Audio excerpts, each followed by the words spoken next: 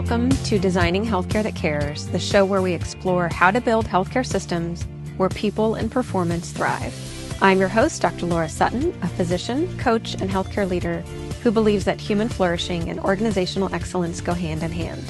Each week, I talk with leaders, change makers, and innovators about how to shift culture, lead with purpose, and tackle the root causes of burnout. Because when healthcare works for the people in it, everyone wins. Welcome to the Designing Healthcare That Cares podcast. I'm so excited to talk to my guest today, Dr. Sarah Smith. Sarah, welcome to the show. I'll read your bio and then we'll jump in. So Dr. Sarah Smith is a rural family doctor, general practitioner, and rural emergency department physician. She's also recognized as a clinical day advisor and charting coach, supporting doctors, residents, registrars, and clinicians. In her work as a clinical day advisor and charting coach, Dr. Smith helps medical professionals restructure their clinical day so that essential tasks can be completed within work hours. Yes. This approach reduces after-hours charting, eases the burden of administrative demands, and creates more time for life outside of medicine. With a strong commitment to addressing healthcare and administrative burnout, Dr. Smith provides practical strategies that allow clinicians to build sustainable practices while maintaining balance and well-being in their personal and professional lives. Dr. Smith, welcome. Thank you so much for having me. Okay, so before we hit record, we were talking about all the things we wanted to dive into and definitely want to get into that. But I'm curious, how did you become the charting coach? That's a great question. So as a busy general practitioner in Australia, initially early in my career, I had no idea how to do the work of the day within work hours. And this was before we could remote in from home. So that would be hours of work after the last patient left and coming in on the weekend to do lots more hours of work. And that was completing the patient charts, inboxes, referral letters, those types of things that were just spilling over into my non-clinical time. And I had two small children. So I had a stay-at-home husband and the two small kids. And I just hated the working after hours and on weekends. And I thought that I would just get better at this. And I asked mentors how to do it. And the answer was come in on Sunday back then. We traveled around Australia for a year and a half, which was wonderful. And then we went across to Canada, where I was a rural family doctor and hospitalist and emergency department doctor. And the problem was that all of this charting after hours, labs, not getting home on time for supper, then having to go back and do work on the computer after hours, I was just missing out on family time. And this was my kid who was in grade 10 at this point. Like I had been a family doctor for a while and it still wasn't getting any better. And I had no idea how to fix this, but I knew I was missing out on my life and I did not like that anymore. So I used a general life coach at that point. We're talking 2017 kind of era to try and help me do an impossible task, which was I want to see the patients and be done after the last patient and go home with no homework. Now that was impossible when I was spending more than 10, 15 plus hours a week outside clinical day doing the work of the day. It required an everything transformation. And it took me 18 months and I did it. And then I had a bucket load of time. I was still doing what I was doing. I was still seeing the same number of patients. I was still working in the same clinic with the same EMR. And then I'm like, wow, this is incredible. And now I need to go help my colleagues. So that's how I ended up with this totally different experience of clinical medicine. And you know what works, and just so beautiful how you took that to, okay, I've got this figured out. I've got some answers here. Now I need to go tell people, like you said, teach your colleagues. And just in my world, in the physician world, like we hear charting coach, we think of you. And so you're one of a kind in that way, because it's so important. And we were talking before we hit record about just, if you think about designing healthcare that cares, where does the care for the clinician come in and all the demands on the clinician? And yeah, well, I don't want to repeat what you said, so I'll let you take it. Yeah. So if we're looking at designing healthcare that cares, we're looking at what is it about your day that is not structured in a way that ever really considered you in the equation. Okay. So everybody asks us to do more. We've never, ever had the experience where somebody came down the corridor and said, can you see less patients today? Or can I take half your inbox for you today? Like nobody ever says that, ever. And so really it was a matter of understanding nobody respects my time. That's going to have to be my job. Yeah. That was one of the earliest things I had to learn in a way to care for me too. I will give to my patients. If left to my own devices, they will take all of me and I'll have zero left for anybody, me or my family by end of day. You know that. And that is the experience of most doctors and clinicians.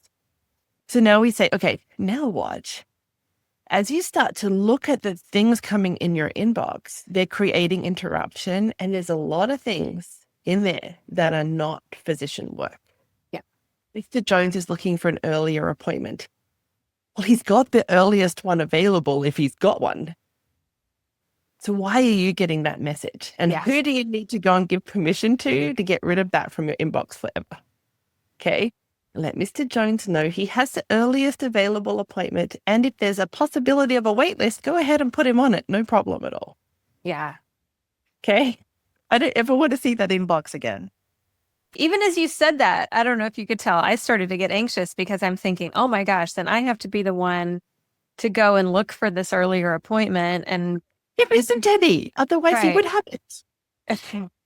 Exactly. Exactly. Yeah. I mean, I coach a ton of clinicians that just feel overwhelmed, like you said, and feel like they've lost the control of their day, of their time. Mm-hmm. I feel like, at least as I'm getting older, you know, I remember the days of paper charts. Younger physicians don't. And so I think middle-aged and older folks like me, we sometimes lament like it was easier. And I don't know if it was easier, but we did, like you said, we didn't take it home. But here's the thing. We did sometimes take it home, or we didn't, but we stayed late. Like if we say, oh, it was better in the olden days, it wasn't. It wasn't.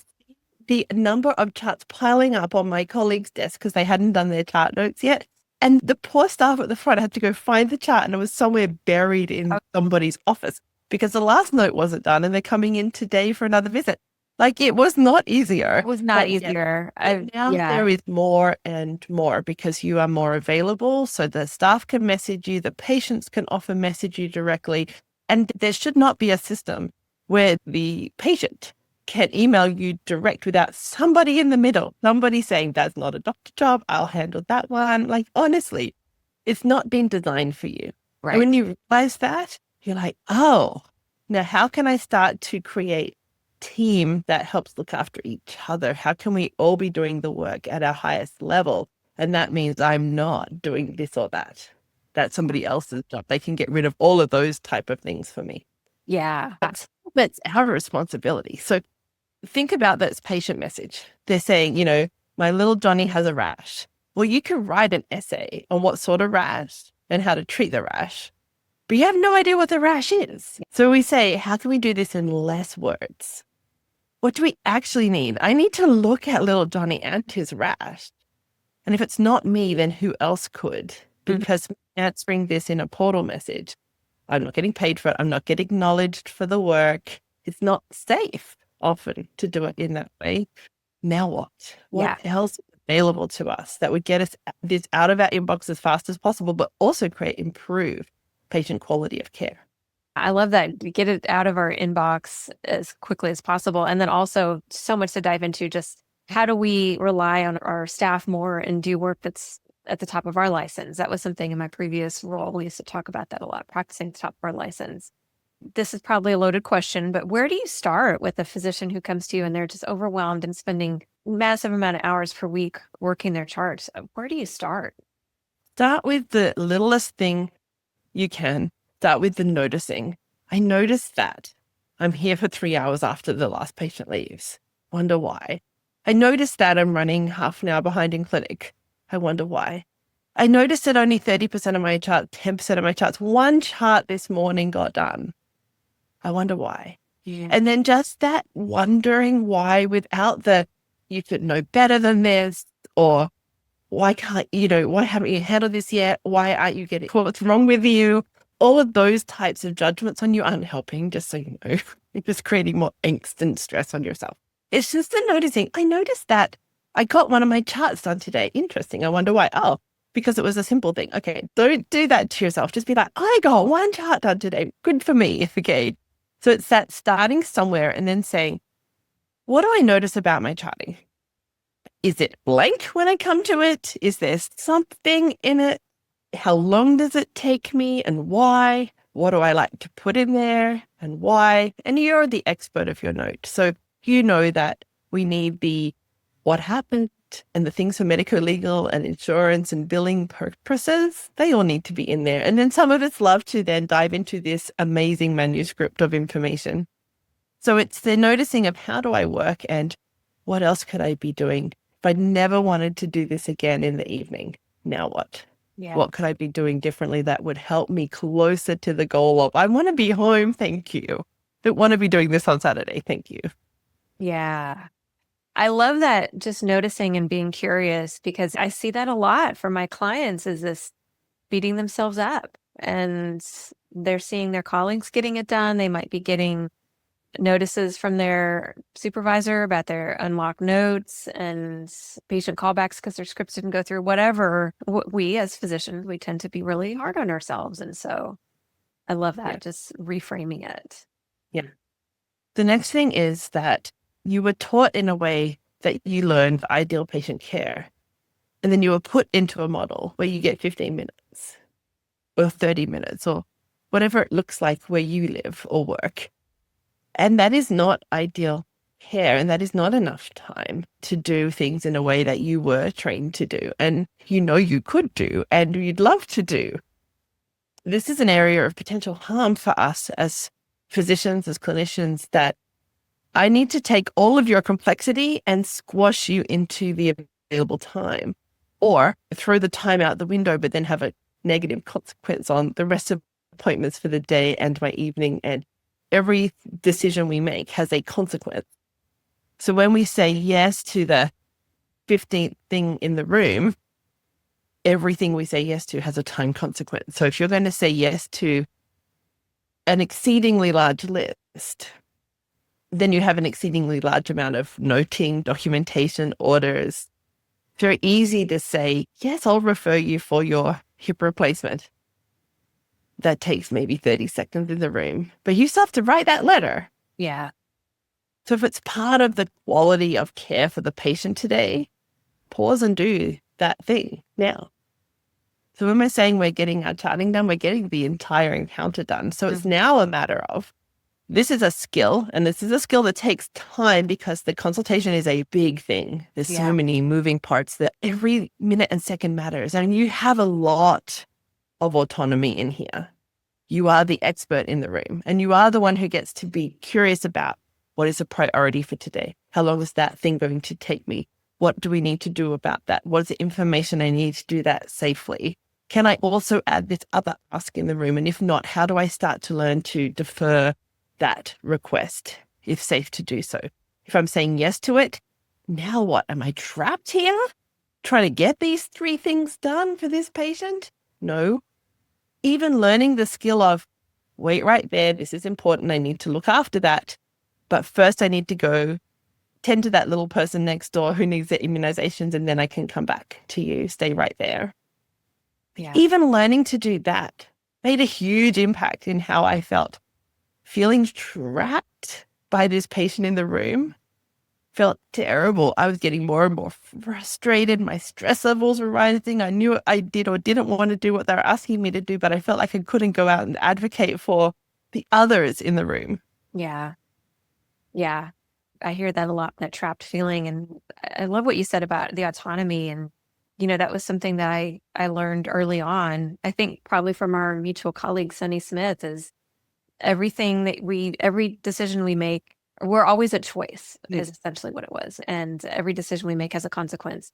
Even if it's like, paying taxes is not a choice. Well, it kind of is. I'll go to jail if I don't pay taxes, but that's a consequence. But I don't really have to do anything. I just have to know what the consequences are. Yeah, I think framing it, I know that's an extreme example, but framing it in that way really puts us back in control and gives us that agency when a lot of times we feel like we've lost it. And you talked a little bit about that dynamic between the model of seeing patients every 15 minutes, which a lot of clinicians are, And then this feeling of like, well, I don't know. I feel like I'm having trouble delivering good care in that way. And I imagine that a ton of what you do is not really about the charting, but it's all about the charting, working on mindset and overcoming perfection and that type of thing. So how do you navigate that with your clients? Okay, so in that, we have 15 minutes or 30 minutes, whatever it is that is your current lived experience. For whatever reason, you've chosen this because you've not yet walked away from it. So it's a matter of knowing this is not how I would have decided to set up healthcare, right? But right now, this is my lived experience. I have concrete borders on the sides of each of my consultations. Now what? So now we start to be curious because every minute and second matters. And we know that we are creating some harm for you in trying to squish you into 15 minutes with your patients because you're not going to be delivering medicine in the way that you were trained to and the way that you would prefer. So know that this is harmful. Okay. So I'm not saying, oh, this is delightful and we should all want to do 15-minute medicine. No, this is our current lived experience. Notice how it is affecting you. And then how do we do it now? How do we give our best within the confines that we're working within? So no, we're not going to be giving them half a day. But if it's 15 minutes, how can I make it matter? How can I deliver the best I can in the time I have? Now, the time I have is not then and the 3 hours to chart it later. Okay, so don't falsely move the time. Just remember, I've got 15 minutes for the patient and the note. Now what? How do I navigate this? And so there are skills you can learn and there are tools you can use to try and help you navigate that in the best you can with the given circumstances. So you're not going to be bringing your A game to a 15-minute consultation. You're going to be doing your best to advocate for the patient within this time allotted. So it's a matter of how do we start? What are the words we use to get us straight to the point? Not how are you today? Okay. We're talking about what are we doing for you today? Yeah. It's going to shave off minutes. Yeah. Then when you bring up a blank lab form and you start ticking things off, that is costing you seconds. How can you start to set things up for you that'll take less time? Yeah. How do we navigate the request in the room?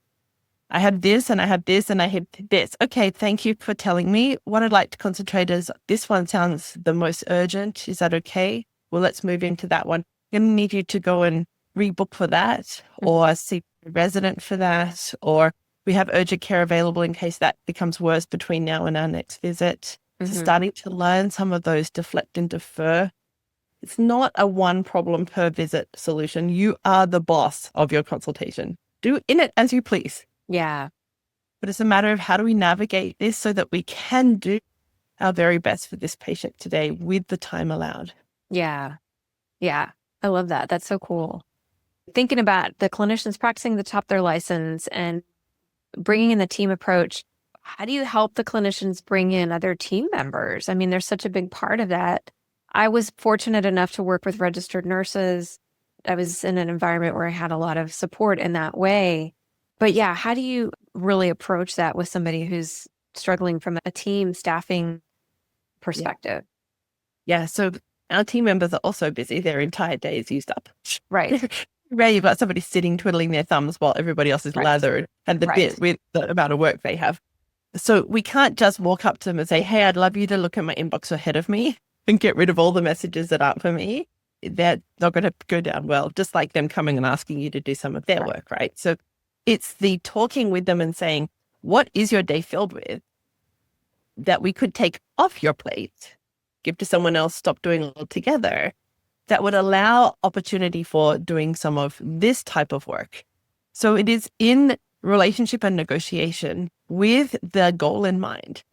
Our patients are here to get quality of care. And that's not just from me. That's from everybody, from the front reception person who checks them in and says, and by the way, your chart's telling me your mammogram is due. Can I set that up for you? Okay, so there is ways for all of the team to be included in looking after and giving quality patient care. But it's a matter of pausing and saying, all right, tell me, what is it that you're doing in your day? Now, that may not be a conversation, That could be writing it down. What are the things that they're doing in their day? And then having a look at the flow of their day and saying, all right, I noticed that so what an example was, we were getting the nurse to book the ultrasounds. So she would have the patient there and she was back and forward with ultrasound place and the patient trying to get this. They have secretaries for that at the ultrasound place. There is no reason my nurse has to be 10 minutes trying to figure out their calendar and your calendar. Yeah. We took that completely off them, sent it through to the ultrasound place and said, please ring the patient. Yeah. Why are we using our staff for that? That was such, our bottleneck was waiting for the nurse to do all the vitals before we could see them in the rooms. And yet she was busy doing this. Well, once we discovered that, we took that off her plate. Well, that was an hour and a bit of her day gone, reclaimed for other important clinical work she much prefer. It takes somebody kind of looking at the big picture, and because things get just piled on, and I've seen that so many times. Yeah. It's so interesting just to chat to people about, how does your day go? Tell me about your day. Tell me what you're doing. And as you listen to them, you're like, do you realize you just said that you were doing that? And the kind of awareness that happens, and they're like, oh yeah, I'm doing that. Yeah. Yeah. And it's that noticing piece. It just comes back to start to be aware of how the day is going for you. What are you doing in your day? Who's coming and knocking on your door? I'll have some physicians who get a knock on the door every appointment. Knock, knock. When you open the door, what is it that you're being asked? Mr. Jones is late. Will you still see him? You don't ever want that, ever. Yeah. What's the pop-up saying? And how do we start to get those off your list? Because you've only got so much executive function for the day. And when you're using it to try and answer those questions in between that really important high-level work in the room, you want it to really matter, those questions. Or even the high-level work of sitting down maybe over lunch or whatever that non-patient facing time is to get your charts done. And are they interrupting you, or are you getting messages during that time? Like you said, well, what are they asking? Is there a way that can be adjusted? Is there a way that you can just say, hey, I just need 10 minutes or whatever that looks like? Batch all those questions and come find me at 1:45 and we'll go through all. Right? Yes. How can we do this in a way that's clearer, easier, and done? I'm working in a newer medical center, and the staff put a Post-it note on my desk with a patient inquiry. And Post-it notes for me disappeared well early in decades ago, because they get lost. They fall off the desk. They walk off on the bottom of your shoe. There's no electronic tracing of them. And that is a patient safety issue from my perspective. Not happy at Post-it notes. And so I'm like, but Post-it notes about patients are banned. Put it in an electronic message that is then auditable, trackable. I can give you a feedback loop that it happened. We don't do this anymore. This is not appropriate. Yeah. How do we look after us? How do we look after the patients? We need ways to use the systems that we have in a better way so that things aren't going to get lost like that. Yeah. And I was just going to segue to this too, is that it's not just about the clinician, it's about the patients, and it's about the staff, and it's about everybody on that team. Because we hear from patients too, they're frustrated that docs are just looking at the computer screen the whole time. And so it's not good for anybody for these haphazard processes to take place. And I had a client, this is a couple months ago, but she, like you, was getting, patients would email her, and she was in an academic environment. And so I guess they found her email and they would email her, and she was like, I got to get him to stop emailing me. And so we worked on it. And she came to was telling the patient, I really need you to use the portal. If you email me, I'm not going to see it, and it's not going to be attached to your chart. And it's a safety issue for you if you email me. And so I really need you to use the portal. If you email me, I'm not going to be able to respond. And when she framed it like that, then they were like, okay, of course. They just thought they were easily accessing her. And so I think clinicians, we tend to be selfless, right? And we want everybody around us taken care of. And when we can see that this is not just a problem for us, it's a problem for the patients, and it's a problem for the staff. They don't want to be frazzled either. They want to know clearly what's expected of them. And so how can we all work together as a team to get this I mean, if the patients are running behind, staff's working overtime, sometimes they might be happy about that, but usually that's not what people want. And so how can we have these shared goals of high quality care for the patients and that we're all on the same page? So, yeah. Well, I have to ask you about AI because that's probably changing not so much your coaching approach, but just the technical aspects of it. How do you bring that in? Yeah. So we say any tool that's saving you time. And so AI might be a tool that saves you time and it might not be. So just so that you know, if you're listening and you're like, I'm still not winning, I've got AI and I don't know what's going wrong. It's only doing one component of the encounter, right? And it may not be doing that very well. So I give it about 2 out of 5 stars right now with its usefulness, because you still have to negotiate with the patient what we're doing today in the room. And then we have to put in the orders. We have to do the letters if we're doing referral letters. We have to do the prescriptions. We have to get the forms done that they want done, whatever it is that they ask in the room. And then there's a documentation of the encounter. So maybe the AI's had a listen in and it's doing some of that documentation in the background. Okay, patient encounter ends, patient leaves, and now you've got a choice. You can now look at what the AI has spat out at you, check it for usefulness, and then put it into the file. If sometimes there's a delay. So you hit finish and it's a 2-minute wait for it to have a think and put it together. And then you go check it for accuracy and put it in your chart and then done. Billing and done. So for some physicians, it's another place, another work list that gets put aside to do at some point. And there could be many hundreds of things sitting in there now need to be imported into the file. Is that saving them time? No, that's just creating a new work list. And so for some, it's going to be amazing. It will be that piece that allows them to do a little bit more eye contact in the room. It's doing a decent enough job capturing most of the consultation, but there's still a bit of editing to do. So it's usually a couple of minutes of having a quick read through it, making sure it looks good for accuracy, addressing anything that was inaccurate, but you still have to do things like your after visit summary, your education, and the other pieces of the consultation. So if you're going to use AI, make sure you edit it within the AI program, because that way you're teaching the processors what to do to help you next time. If you export it and then edit it, well, then you're not teaching it anything. So that's one of the handy tips, is that you need to teach it within the processor that's watching and learning. Do it now, because if you leave it till later, you're just giving yourself yet another work list to go and do later, which isn't the fun part. Yeah. The practice where I'm at doesn't use any AI tools. It doesn't really need to. So I hear bits and pieces about it, and it hasn't seemed like the panacea in the clinical space that I think we all had hoped it would. I imagine it will get better. But you just need to be aware of the potential hiccups that can happen and look at the way you work. Just know that if you're someone who's just going to let that be sitting in the background, then there can be issues with that. Yeah. Right? It's another way to trip yourself up.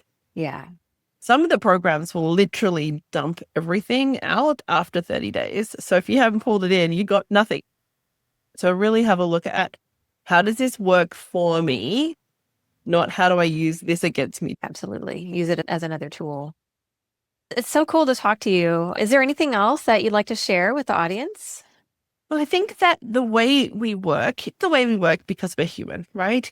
So we like pleasure, we hate pain, and we do things efficiently. So doing our charting is painful, right? We don't like that part. We much prefer talking to the patient. Pleasure is if I'm sitting in front of my inbox and I've given myself some time to do my inbox. Of course, I'd rather do cookies, talk to somebody, watch Facebook, right? So just know that your brain is wanting to sabotage you doing this really important but boring work. And then we do things efficiently. So one example was one of the physicians was looking after another physician's my chart messages.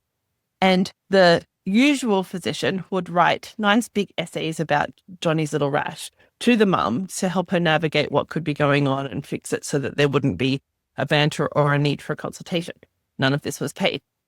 So the physician looking after the inbox thought she had to do the same. And suddenly her inbox time went from her usual amount to 4 times the amount, because she's doing things much, much, much differently than how she normally did it. I said, why are you doing it that way? Why did you sign up to do it in her way? Why didn't you just do it your way? She's like, oh yeah, I have choice. Yeah. So when we're looking at, okay, I've got 50 messages coming in or 50 results coming in, start noticing, how long does it take me? What do I open and say, oh, I don't know what to do with that, and close it again? And now you're kicking it around for weeks and you've looked at that message dozens of times. Eventually, everything gets out of your inbox. Sometimes we can't get it out of our inbox because we need some information from the patient. I've got 3 different ways I can solve for this problem, but what I need to know is which is the most appropriate for the patient. I actually need a patient here to know that. So I might just get them back, and then you get it out of your inbox. So just kind of notice, oh yeah, that's how I resolve this issue. Now I need to do that thing earlier. Yeah. So while we get massive amounts of things in our inbox, we need to be curious, how do we make everything easier, shorter, take less time, less words, less clicks? What would make this easier? Yeah.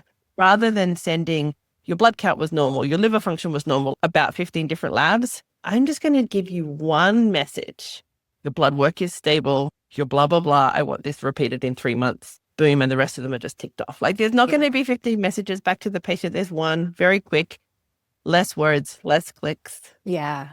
If I need a conversation, I'm getting them back. I thought about how will I get them back? Because that's a huge one if there's no access. Yeah. That creates further upstream, downstream problems. Yeah. So it's really the curating of this so that it can look after you too. Yeah. And attainable to the hours that we work. Yeah. So everything you do in your day, just notice the noticing. If you come out from a patient room and you open up your inbox and then you just say, I don't have time for that. I don't have time for that. And now you haven't done the chart note too. Yeah. And it's just doing work twice. Yeah. Keep the noticing of, oh, I noticed that. And these are little ways we keep tripping ourselves up all day. Yeah. Yeah. So important. I love what you just said about have it take care of you too. That's so cool. That's a great way to think about it. Make the workflow and the charting take care of us. Yeah. Yeah. Yeah. After that executive function, make sure you eat, drink, rest. Oh, yeah. Because if we are taken care of, then we can take better care of our patients and our teams and our families. And that's why you and I get up every day and do what we do. So cool. It's so good to talk to you. So we have your website and your LinkedIn and your Instagram. I know you've got some really great resources on your website. And so anything else that you want to share or highlight? I think that as you listen, it's going to feel impossible from where you are right now to where you want to be in terms of your clinical day. Because like you already know, the day is overwhelming and it's already packed full. But just know that you can create a different experience of clinical medicine right now if you want it. And it can start with the teeniest, tiniest steps and just slowly moving towards a goal that you would have for you about your clinical day. That's awesome. Thank you so much. So good to talk to you. Have a great day. Thanks for listening to Designing Healthcare That Cares. If today's conversation gave you a new idea or inspired you to see things differently, share this episode with a colleague and keep the conversation going. And if you're ready to take the next step in building a thriving healthcare culture, you can find resources and ways to connect with me at drlaurasuttin.com. This podcast is for educational and informational purposes only. It is not medical advice, and it should not replace care from a qualified healthcare provider. Always seek the guidance of your physician or other qualified professional for any medical questions or decisions.